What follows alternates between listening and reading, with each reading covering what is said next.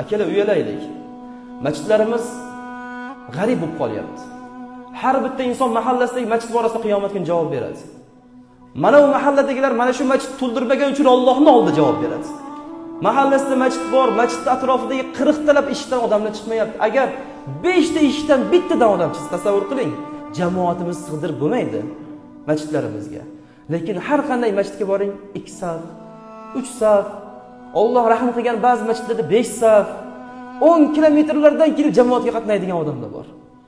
Benzin desa, bu benzinni qiyomatga menga foydasi tegadi. Shu yo'lda ishlamasa, balo bor bu mashina bo'lishiga. U elektromobilmi? U inomarka mashinami? U qimmat insonlar orzu qilib yeta olmaydigan mashinami? Agar bu g'ildiraklar masjid tomon aylanmasa, nima keragi bor bu g'ildiraklar? Nimasi zavqli, nimasi shavqli?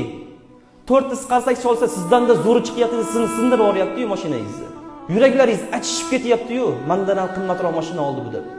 Agar bu qimmat mashinalar, moykalari shu yo'llarda chang bo'lib ketmasa, chang bo'lib ketsin, balolar loy bo'lib ketsin, gazlar, benzinlar ketsin, moylari ketsin, almashtiring.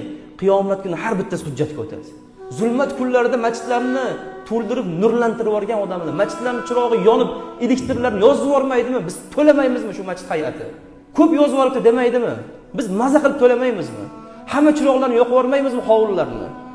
Odamlar yorug'da namoz o'qisin deb. Yozib tashasin, to'laylik, maza qilaylik shu narsalarni to'lab. Shunda rohat bo'ladi.